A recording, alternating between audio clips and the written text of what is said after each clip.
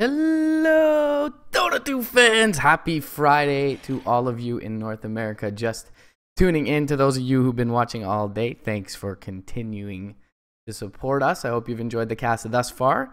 Had a couple of good series today in the ESL One Hamburg qualifiers. Started off the day with Mouse versus Kingwin. Mouse getting upset there. Vega versus Navi. Navi is back. The result in that one. Complexity, maybe an upset in some people's eyes, going to 2-1 Dire in the last series. And for the final series of the day, we've got Digital Chaos versus BluePikachu, or Pika Blue, whatever you want to call it. Some team full of 5 young whippersnappers in the North American region trying to dethrone Moon Meander, MSS, Boba, Abed, and Mason. MRP here, Franz, with me as my trusty companion through this journey. Franz, 9 games so far today, 2, maybe 3 more to go. How you feeling?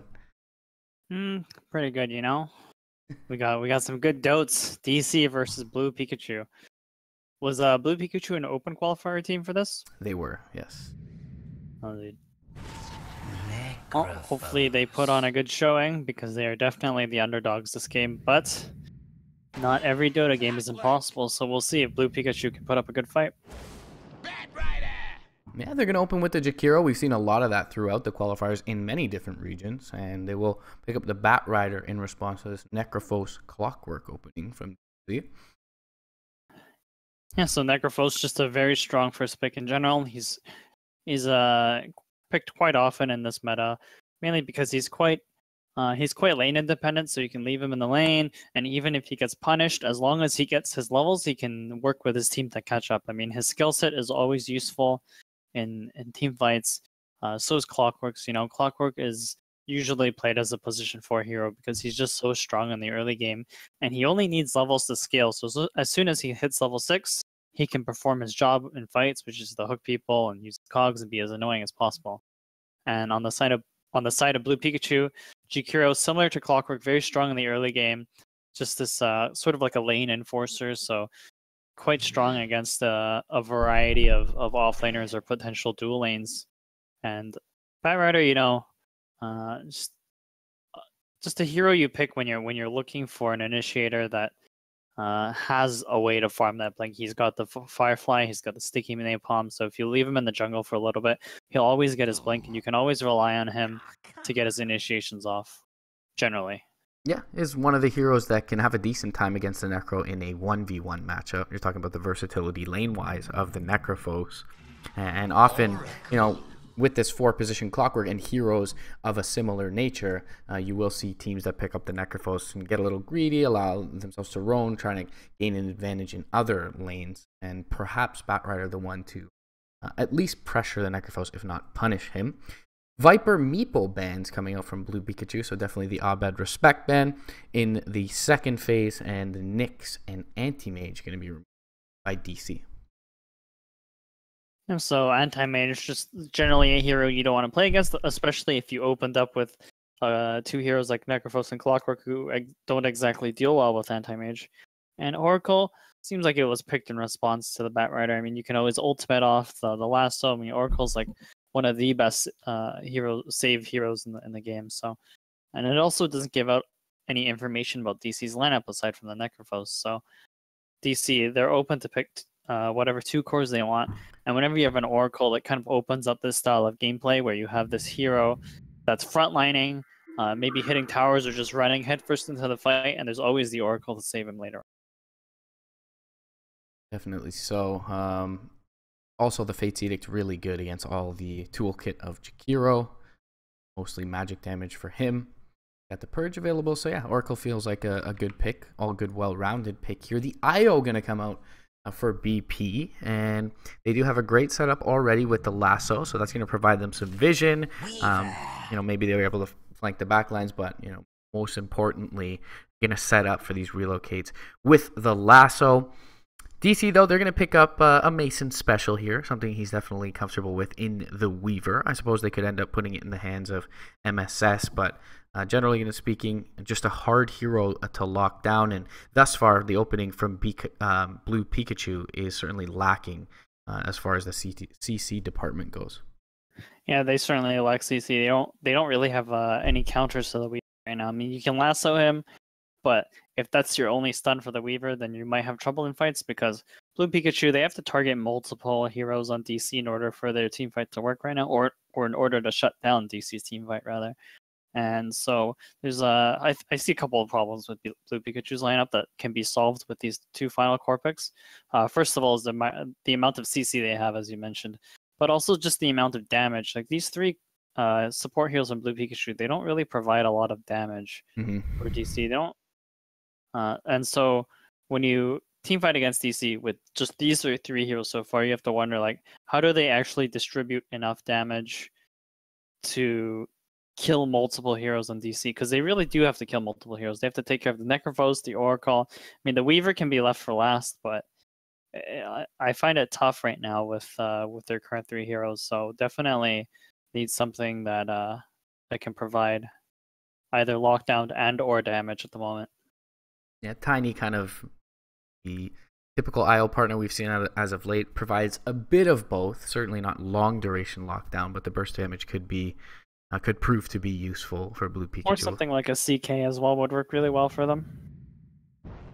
Pick up the PL for now. Some decent ways to deal with him on DC side. You got the Rocket Flare. You got that plus damage talent for the Rocket Flare and the Necrophos. But a pretty good matchup, a natural Diffusal Blade carrier. Yeah, but the problem, or not really the problem, but DC, they don't actually exactly have enough AoE for the PL, but they still have one last pick. And PL still doesn't exactly do well against Weaver, and he needs a Diffusal to deal with the Necrophos. But as soon as that's met, I think DC would have trouble dealing with the Phantom Lancer if this Phantom Lancer gets farmed. The problem is, right now it feels like DC's lineup operates a lot more quickly than BluePikachu's, because BluePikachu, although PL does well in lane, if his team doesn't get off to a good start, PL can't fight, and PL doesn't farm quickly. PL's the kind of hero that wants to join his team in fights early, use that Spirit Lance, or spam that Spirit Lance, which is so effective in early game fights. And if PL can't do that with his team, then you often see scenarios where the PL might fall behind, and then his item progression isn't where it needs to be in order to deal with DC's lineup. See if in the last pick here they look to pick up the tempo. Seems like they're lacking a mid laner on the BP side. A little more flexibility to the Digital Chaos draft. You could, of course, put the Necrophos mid. Clockwork, more often than not, going to be playing that 4 position, but from time to time we see it in the 3 role, and up against an IO, there is some merit to him getting the extra farm here, but Weaver and Necrophos both flexible in their laning configuration. Maybe the only one we want that Weaver mid. So mulling over this ban. I see 2 routes that DC can take right now. Either they go for the kind of lineup that hits a timing earlier than BluePikachu, so they don't even have to deal with a late game PL at all, and instead they pick something like an Alchemist or a Huskar to just end the game in quick pace, or they pick something that does well against Phantom Lancer in the late game, and instead of trying to ending it early, they play it safe, split up the map, go for pickoffs, prevent themselves from getting picked off, and just try to end the game with like an Aegis at around half an hour or beyond that. They're getting Huskard, aren't they, Franz? It's possible. Ugh, I mean, I can feel it. It's going to be a very last pick, right? So DC DC can figure it out. I mean, Huskar looks even better with that, but yeah. I mean, oh boy. The only problem is Huskar doesn't do it well against PL, right? So if DC pick a Huskar, it's not quite all in, but it's sort of all in. Like DC have to establish enough of a lead without losing it that the Huskar pick works for them. The problem is like PL, like BluePikachu's lineup comes up online a little bit slowly. Like their initiation doesn't kick in until the bat has a blink, and the PL doesn't come online until he has a Diffusal. So Ember Spirit, certainly a hero that kind of counters PL, also counters Puck. Yeah. I really like that pick. Yeah, it's also pretty good against the IO +1 wherever they are across the map with the Sleight of Fist chains.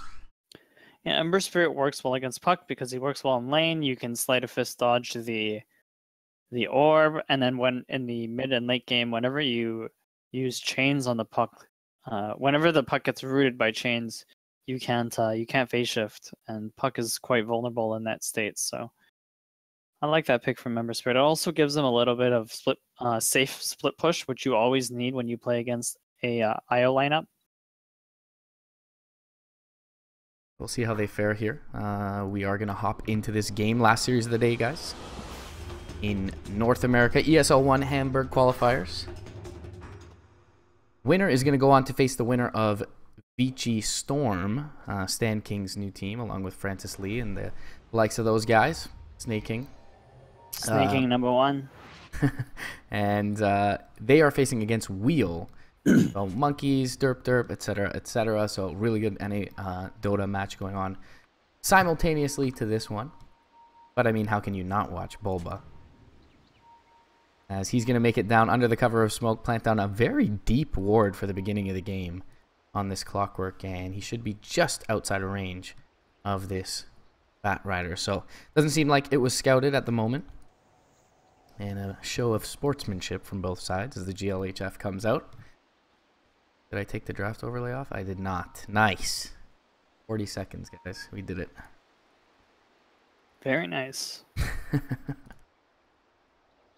Not much really to be said about these lanes. I mean, I'll play Necro. Yeah. Should be fine. I mean, he won't he won't die, but he can take a lot of damage from the PL Jakiro. So he has to manage his lane quite well in order to thrive in that lane. But Necro's, as I explained earlier, like Necro's the kind of hero where if his team is able to fight, just contributing those heals in that Reaper site to fights is usually enough to catch the Necro back up. Or having a scenario like we saw with Brax yesterday where his team's making space for him and the Necro just sits in a lane for like a couple of minutes and then bang, he's back in the game. And in general, IO should be a relatively easy target for the Scythe, so if MSS well, actually, Cogs game. Mid. Giving that block advantage. Yeah. It's not exactly a lane that he wants to trade hits with, not against a Wisp Puck, so he probably won't spend too much time in the mid lane since Ember's going to have a tough, or not really a tough time, but like Ember's going to get hit no matter what, so Clock's not the kind of hero that can prevent that, so get him set up in the lane, whereas the Clock can start going bottom and help MSS in the spot lane. Mm-hmm. Perfect block as well, management there from Abed. Make sure it's not under the range of his tower, but just in front of it, else the tower would have ended up pushing the next wave pretty far on the Radiant edge. So yeah, Bulba, as you mentioned, bottom lane, just trying to be a nuisance here, burn some mana away from this duo of heroes for the Radiant side. But so far, none of these lanes with any kind of glaring kill potential. Abed, has his work cut out for him mid here, but a billion matchmaking points should help him in that endeavor. For sure. I mean, Weaver and Oracle can kill this bat quite easily if they start getting damage on this bat. Bat can't use his napalm to deal with the Weaver since Weaver moves at maximum move speed at that point. So should be an easy matchup for Mason. Most matchups are easy for Mason. Save, gonna tether up with the Jakiro all run here. Just get a little bit of harass out on Bulba. Level 1 dual breath killed up. Clarity running for this Jakiro as well. They do have vision of him currently. We'll see if Bulba goes and messes with this pull. And it looks like he will just opt to snag up the bounty rune instead. Oh, actually, how does he gain aggro there? What? Of what? He gained aggro when he was up on the hill. It might be close enough, actually. It's by proximity. It's not by vision, actually. Okay. There's actually a couple tricks you can do. I don't know if you see my map. This camp right here, you can do the same thing. Mm-hmm. And these ancients, you can do the same thing as well. If you step too close, they will aggro. And even if a creep takes damage next to the camp, they also aggro. That much I knew. I didn't know about the standing nearby. Abed, though, mid lane going forward. Wisp does attend here. And Bulba. Oh, no kill to be had. Yeah. Bulba with Bulba's sitting around with the DD. It will wear out. Top lane. Fortune's End's going to be fully channeled here. And they get the Purifying Flames out as well. Going to serve to, in the end, kind of heal the Bat Rider here. Mason, though, chasing forward, has 1 point in the Geminate attack. So can't really keep vision of the Batrider with ease, but Geminate there, one more right click, not there in time. Dude, Moon messed up. Moon didn't chase. Moon had a nuke up. Yeah, Purifying Flames would have ended that. Batrider gets away. But it's a trip back to the well. So they'll have a little bit of free time in lane. Moon can perhaps execute some pulls, get himself a little experience. Meanwhile, Bulba, bottom lane. He's going to find the Jakiro. Death Pulse goes out as well. Jakiro getting low. A couple more Battery Assault takes first blood for MSS. That also means the Wisp TP'd bottom, so Abbott should have a 1v1 against this puck for a little bit. Which gives a little bit of kill potential if the Wisp isn't careful. I mean, Abbott's level 5 here, so with his next Flame Guard, he might actually be able to kill the puck. He doesn't have Sleight of Fist skilled, so that might be a potential level 2 chain for that 2-second duration. Abed doing admirably in this mid lane matchup, CS-wise. And has weathered the early storm of the Wisp's presence there. Bulba helping out lightly. MSS going to play a little bit safe here. He does have this deep vision, so well aware that there are 3 heroes in lane at the moment.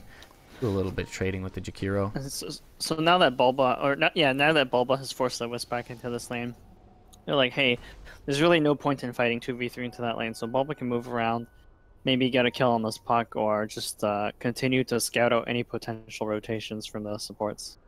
Ace Rune bottom. Bulba pinging that out, and will grab himself up a smoke.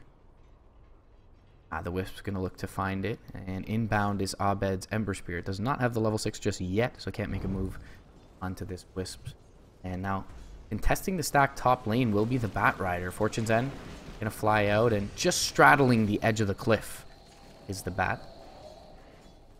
Last hits he can snag. Gets a couple there, but perhaps more importantly, the experience going to soak most of that away. Mason addressing that. That'll be all she wrote for that little skirmish.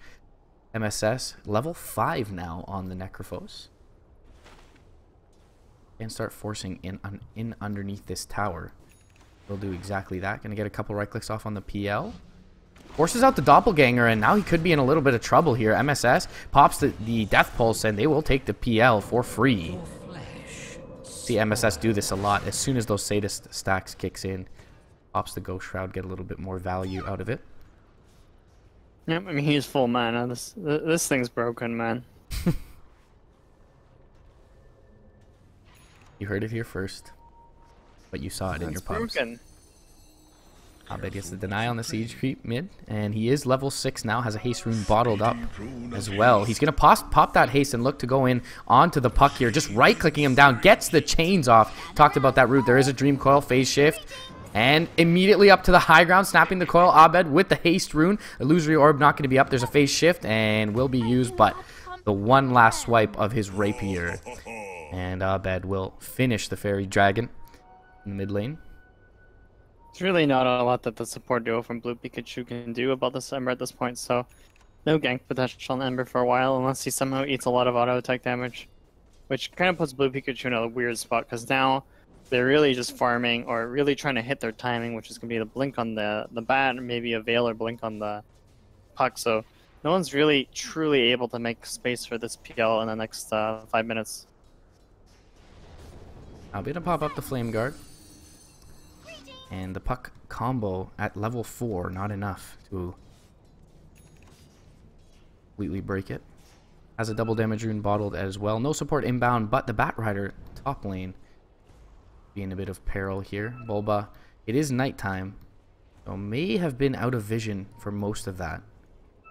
I'll walk uphill towards the shrine, gets the ward down, will catch a glimpse of the Batrider. Moon rotating in now as well. Cog's back, Fortune's End will be there. The shrine is available for this Batrider, but can he get over to it? A couple of nukes coming out from Moon. Battery Assault is there as well. Stick charges, but the last Purifying Flames will be able to kill him off. Now Abed mid lane going forward for the IO. Gets coiled up, but will be able to kill off the IO with one more Activate Remnant.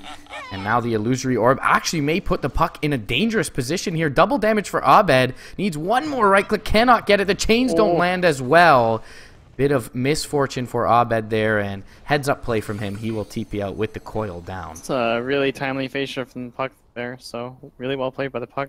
Meanwhile, bottom lane. Dodge left. Heartstopper Aura is pretty much keeping the PL right at equilibrium. Not regenning, not losing health, and he will be able to limp away. Meanwhile, Mason takes that top, takes that top tier 1, bottom tier 1s take a lot of damage. This game's going pretty much in DC's favor. They're 5k net worth ahead. They have, at the moment, they have the more aggressive lineup, so they're able to move so quickly.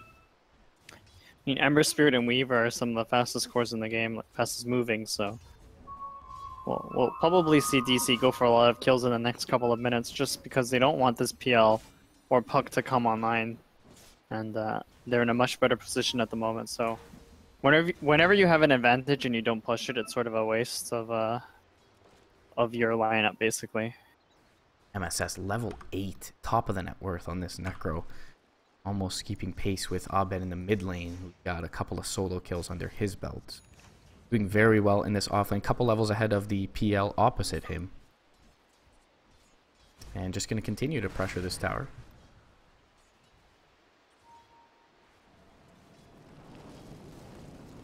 So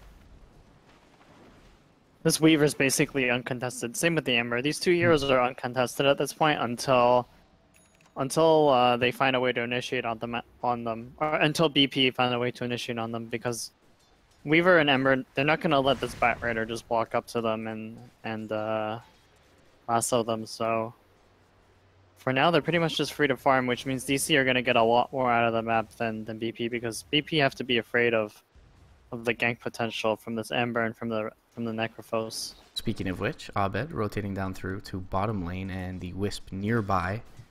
MSS not quite going to tip him off just yet, and Abed should be able to get in range of the slight chains.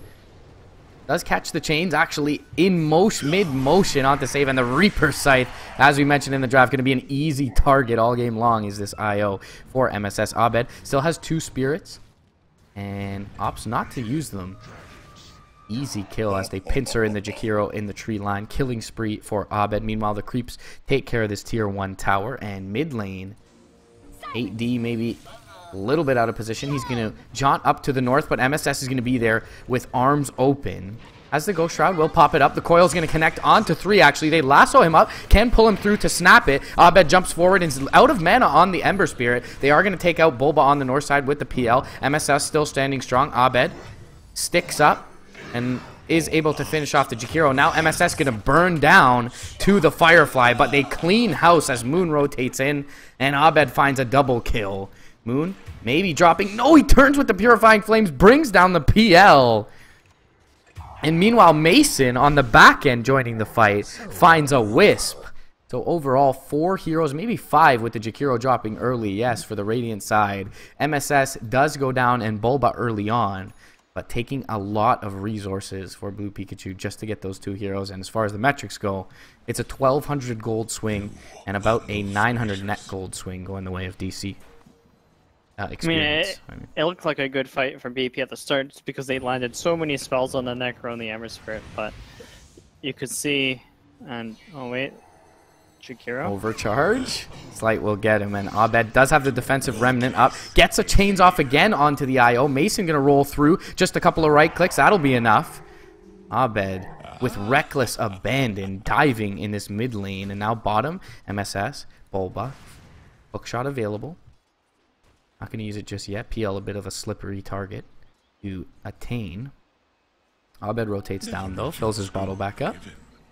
A golden thread. I mean, you can sort of see the limitations of BluePikachu's lineup. They don't fight easily into this Ember Spirit, and